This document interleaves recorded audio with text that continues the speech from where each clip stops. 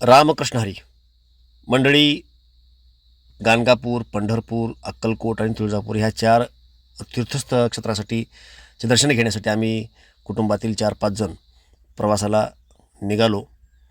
आणि ह्या पूर्ण प्रवास करून आम्ही आला त्याचे काही क्षणचित्र, काही फुटेज आपण या व्हिडिओच्या माध्यमातून दाखवण्याचा प्रयत्न करतो आहे. आम्ही ज्या मार्गे गेलो त्यात लांबजना पाटी हे ठिकाण लागतं. त्या ठिकाणचा भव्य असा छत्रपती शिवरायांचा पुतळा पाहून आम्हाला मोह आवरता आला नाही आणि रात्री 10-11च्या दरम्यान आम्ही तिथं गाडी उभा केली, चहा घेतला आणि छत्रपती शिवरायांच्या पुतळ्यासमोर आम्ही सर्वांनी फोटोग्राफ्स घेतले.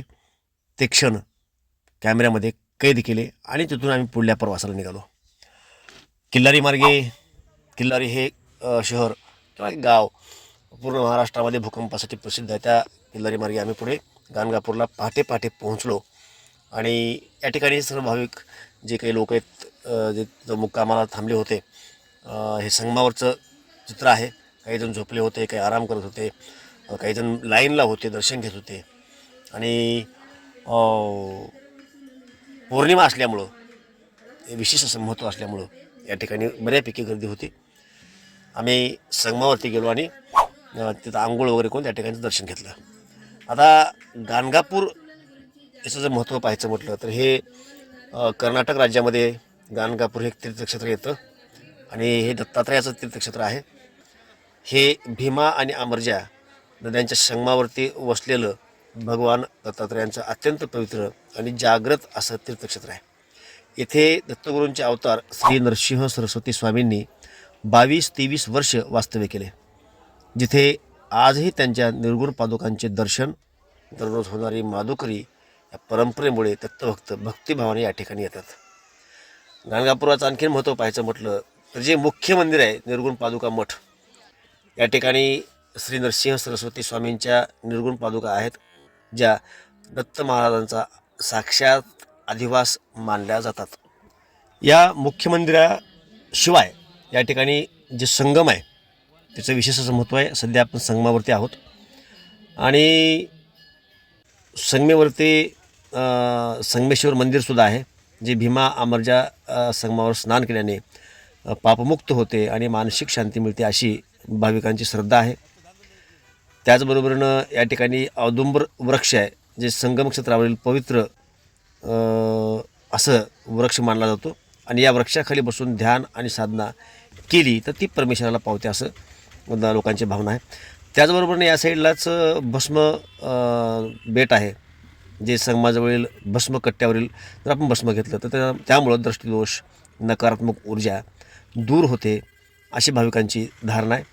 गाणगापूर हे दत्त संप्रदायाचे सर्वात महत्त्वाचे कर्मस्थान मानले जाते, जिथे भक्तांच्या मनोकामना पूर्ण होतात.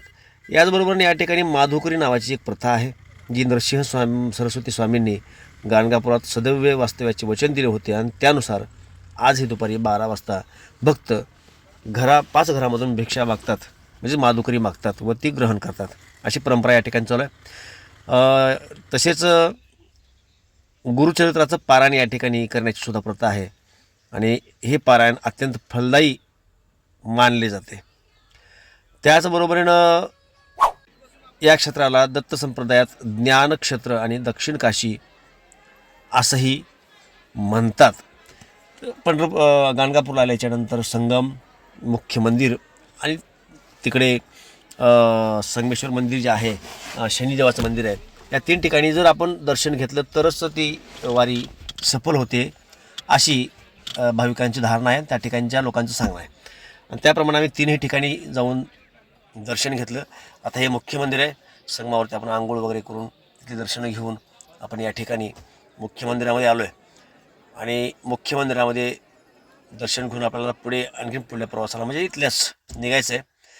दर्शन घेऊन बाहेर पडल्यानंतर आपण शनी मंदिराकडे जात असताना उजव्या हाताला जे पूल आहे त्या ठिकाणी भीमा नदीमध्ये पवित्र शुद्ध असं पाणी आहे. संगमावरती थोडीशी घाणमध्ये असते, घाण म्हणण्यापेक्षा आपण ते गढूळ पाणी असतं. भाविकांची तिथं गर्दी असल्यामुळं या ठिकाणी भाविक नव्हते आणि सर्व आमच्यासोबतच्या सवंगड्यांनी पोहण्याचा या ठिकाणी आनंद घेतला. हे पोहत आहेत तोपर्यंत आपण थोडं आणखीन या नाथ संप्रदायासंदर्भामध्ये माहिती घेण्याचा प्रयत्न करू. नवनाथ आणि नाथ संप्रदायामध्ये शिवाशिवीला फार महत्त्व आहे. शिवाशिवी म्हणजे काय की घरामध्ये बाटाबाटी व्हायला नाही पाहिजे. तर कुठल्या कुठल्या प्रकारची बाटाबाटी आपल्या घरामध्ये होते किंवा शिवाशिव होते. तर आपल्या ज्या माता भगिनी आहेत, घरामध्ये आपली मंडळी असेल, बहिणी असतील, मुली असतील, या महिलाला जी दूर होतात, तर पूर्वी अशी प्रथा होती की ते 5 दिवस घरातून बाजूला राहायच्या आणि बाजूला आराम करायच्या. त्यांना कोणी शिवायचं नाही, त्यांनी कोणाला शिवायचं नाही, अशी एक प्रथा पूर्वी होती. आज बरेच लोक ते पाळत नाहीत. परंतु त्यामागाला एक मुख्य असा उद्देश असा होता की ते 5 दिवस अपवित्र मानले जायचे धर्मानुसार, आणि म्हणून त्यांनी घरामध्ये शिवाशिव कुठली करू नये, विटाळ करू नये, अशी एक भावना होती. त्याचबरोबर त्या 5 दिवसामध्ये महिलांना थोडा विशेष त्रास होत असतो शरीराला, आणि त्यांना आराम भेटला पाहिजे. त्या अनुषंगानं आपल्या परंपरेमध्ये तेवढे 5 दिवस त्यांना कामापासून, सगळ्या गोष्टीपासून मुक्त ठेवता यावं म्हणून ती प्रथा होती. पण आज ती प्रथा कोणी पाळत नाही. तर ती शिवाशिव नाथपंथामध्ये चालत नाही. त्याचबरोबरनं घरामध्ये आपण सकाळी उठल्याच्यानंतर स्नान वगैरे करूनच बाकी घरामध्ये हिंडायचं, फिरायचं. महिलांनी स्वयंपाकघरामध्ये सुद्धा प्रवेश करत असताना आंघोळ करूनच स्वयंपाकघरात प्रवेश करायचा, आणि शुद्ध मनाने, शुद्ध तनाने जर स्वयंपाक करून आपण घरच्याला दिला तर तो रुचकरही होतो आणि तो पचतोही, अशी आपली संस्कृती सांगते. त्याच्यामुळं नाथपंथामध्ये ह्या शिवाशिवीला विशेष महत्त्व आहे. ज्या कुटुंबामध्ये थोडंसं सुख नाही, समाधान नाही असं वाटतंय, तर त्या लोकांनी थोडंसं तपासून पाहावं की आपल्या घरामध्ये काही शिवाशिव वगैरे आपण करतोय का. आता हे कुणाला मानायचं आहे, कुणाला मानायचं नाही, हा जास्त त्यांचा विषय आहे. आधुनिक काळ आहे. आधुनिक काळामध्ये बऱ्याच परंपरा नाहीशा होत चालल्यात. काही होऊन गेल्या, आता काही नाहीशा होण्याच्या मार्गावरती आहेत. काही मुंबई पुण्यासारख्या ठिकाणी राहणारी पती पत्नी दोघंच असतात, आणि त्या ठिकाणी त्यांना ते पावित्र्य पाळणं शक्य होत नाही. परंतु त्या ठिकाणी आपल्या घरामध्ये जसं देवारा वगैरे असतो, देवाच्या फोटो असतात, तसं तिथं काय असत नाही. त्यामुळे ती शिवाशिव फारशी होत नाही. परंतु आपल्या पारंपरिक घरामध्ये, गावाकडल्या घरामध्ये देवारा असतो, देवाच्या फोटो असतात, त्यामुळे ते पावित्र्य राखलं पाहिजे. म्हणून शिवाशिवीला फार विशेष असं दत्त संप्रदायामध्ये महत्त्व आहे. आणि जर शिवाशिव जर आपण नाही टाळली तर त्याचे मोठ्या प्रमाणामध्ये जे नुकसान आहे, किंवा आपण परमेश्वराच्या रोषाला बळी पडू, अशी धारणा असणारे कित्येक लोक या महाराष्ट्रामध्ये, या देशामध्ये सुद्धा आहेत. आम्ही इथून आंघोळ करून पुढे निघालो, आणि मग शेवटी शनिदेवाचं दर्शन वगैरे घेऊन आम्ही तिथून बाहेर पडलो. त्यानंतर आम्ही आलो अक्कलकोट या ठिकाणी. अक्कलकोटला श्री स्वामी समर्थ यांचं दर्शन घेण्यासाठी आम्ही लाईनला लागलो, आणि त्या ठिकाणी एक आमच्या परिचयातले आमचे पाहुणे, त्यांनी आमचा यथोचित सत्कार केला. मंदिरामध्ये पाठीमागे नेऊन दर्शन दिलं. या ठिकाणी प्रवेश मिळत नसतो. आमच्या सर्वांच्या वतीने विशेष आभार. आम्हाला त्यांनी सन्मान केला. मंदिरातील परमेश्वरासमोरील समर्थ स्वामीच्या समोरील नारळ हार आम्हाला दिला. हेच ते पाहुणे आमचे. आणि यांनी या ठिकाणी आम्हाला मंदिराच्या पाठीमागे जाऊन, ही मंदिराच्या स्वामींच्या पाठीमागील जागा आहे, या ठिकाणी दर्शन घेतलं. या ठिकाणी फोटोग्राफ्स घेतल्या. बाहेर पडल्यानंतर त्यांनी तुचित आमचा मान सन्मान केला. आपण जे गमचे पाहताय गळ्यामध्ये, ते स्वामी समर्थांचे गमचे, ते त्यांच्या वतीनंच हे तुचित आमचा मान झाला. त्यामुळं पुनश्च एक वेळेस आम्हा सर्वांच्या वतीनं आभार. सर्वच पाहुणे रावळे या गोष्टीला आनंदी झाले, किंवा माऊलीच्या मंदिरामध्ये गेला असताना आपल्याला आपोआप ह्या सगळ्या गोष्टी मिळत गेल्या, आणि जणू काही माऊलीची कृपा झाली, अशी भावना ह्या सर्वांची झाली. अक्कलकोटमध्ये हे आम्ही दर्शन घेतलं. आता हे सुद्धा नाथ संप्रदायाला संबंधित असणारच क्षेत्र आहे.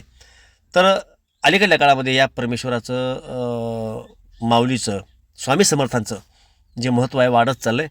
वरचेवर यांचा संप्रदाय वाढत चालला आहे. ह्यांना मानणारे लोक वाढत चालले आहेत. त्यापैकी आम्हीसुद्धा होतो. आम्हीही गेलो आणि या ठिकाणी दर्शन घेतलं, आणि तिथून पुढे अक्कलकोटहून आम्ही पुढल्या प्रवासाला पंढरपूरला निघालो. पंढरपूरमध्ये आलो. या ठिकाणी चंद्रभागेचं पवित्र असं स्नान केलं, पांडुरंगाचं दर्शन घेतलं, आणि जे आमचे जुने लोक आहेत त्यांचा उद्धार काहीतरी होतो अशा धारणेतून आणि जे वासुदेव असतात त्यांच्याकडून ही प्रक्रिया पूर्ण करून घेतली. थोडंसं ऐका. गोपाळपुरात दानाबाईला, पंढरपुरात पांडुरंगाला, चंद्रभागेत दान करून पुण्यपती येऊन उद्धार करून.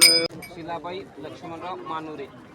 लक्ष्मणराव हां. शेलाबाई मानोरेच्या नावानं वेदा उद्धार करून पंढरपुरात पांडुरंगाला गोपाळपुरात जनाबाईला आळंदीमध्ये ज्ञानेश्वराला देऊमध्ये तुकारामला गाणगापुरात दत्त महाराजाला तुळजापुरात अंबाबाईला परळीमध्ये वैजनाथाला गोपाळपुरात जनाबाईला मंगळवेढ्यात दामाजी पंताला पंढरपुरात चंद्रभागेत दान करून पुण्यपती येऊन दान करून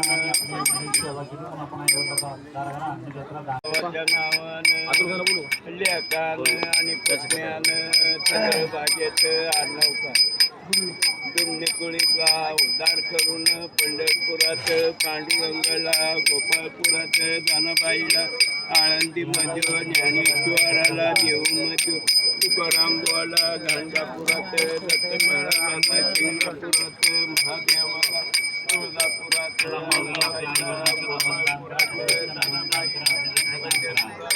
चंद्रभागेत दान करून पुण्यपती येऊन उद्धार करून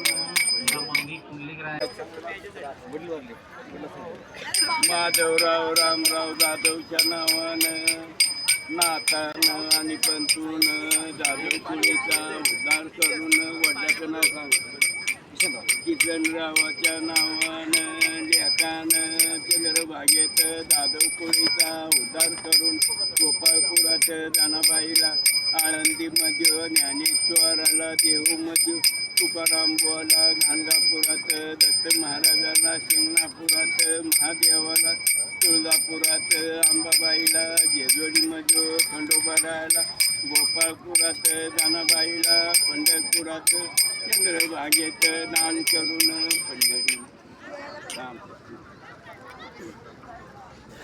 पंढरपूरहून आम्ही दर्शन घेऊन बाहेर सोलापूर मार्गे तुळजापूरला येत असताना वाटेमध्ये शेळी पालन प्लस कोंबडी पालन असलेला एक प्लॅन्ट आम्हाला दिसला. त्याही प्लॅन्टला आम्ही भेट दिली.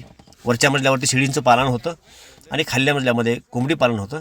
असा सुंदर असा प्लॅन्ट पाहावासा वाटला. या ठिकाणी त्या प्लॅन्टचे जे मालक होते ते बाहेर गेले होते आणि त्यांची पत्नी म्हणजे त्या बहिणी या ठिकाणी होत्या. त्यांच्याकडून थोडीशी आम्ही माहिती घेतली आणि तिथून आम्ही पुढल्या प्रवासाला सोलापूर मार्गे निघालो आणि तुळजापूर या ठिकाणी आलो. आता तुळजाईचं विशेष महत्त्व आपल्याला माहिती आहे, पंढरपूरचंही महत्त्व आपल्याला माहिती आहे, अक्कलकोटचंही महत्त्व आपल्याला माहिती आहे. तर अक्कलकोट करून पंढरपूर करून आम्ही तुळजापूरकडे मार्गस्थ झालो आणि तुळजापूर या ठिकाणी आलो. तुळजापूरमध्ये तुळजाभवानीचं दर्शन घेतलं आणि दर्शन घेऊन आम्ही तुळजापूरच्या बाहेर पडलो.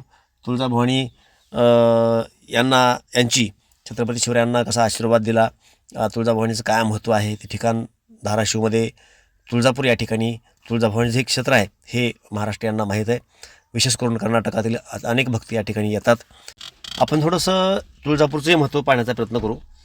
तर हे 3.5 शक्तिपीठापैकी एक असं हे शक्तिपीठ आहे आणि हे पूर्ण पीठ आहे, अर्धपीठ नाही.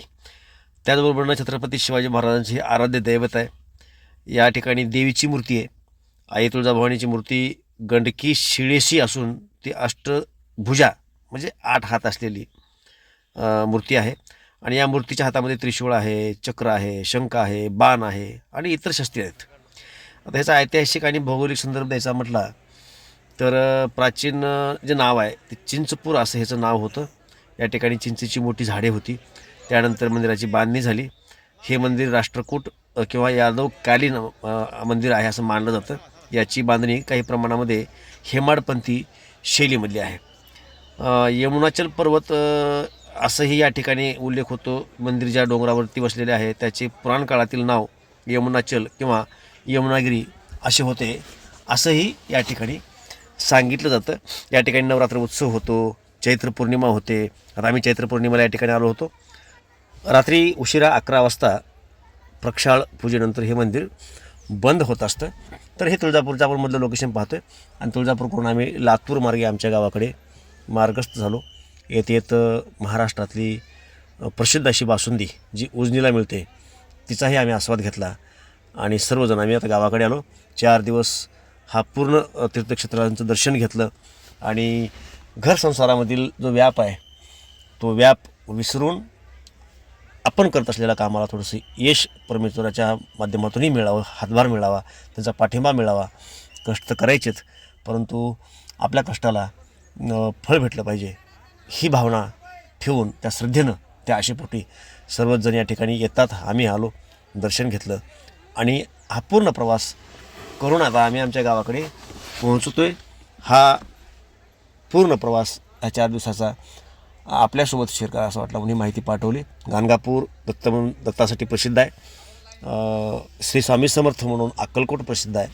तर सर्वांचे कैवारी विठ्ठल जे स्वतः श्रीकृष्णच आहेत, श्रीकृष्णच या ठिकाणी पाषाण रूपाने थांबले ते विठ्ठल जे पंढरपूरला आहेत, पूर्ण महाराष्ट्राला त्याची माहिती आहे. तिचे दर्शन घेतलं आणि तुळजापूरचं दर्शन घेऊन आम्ही मार्गस्थ झालो.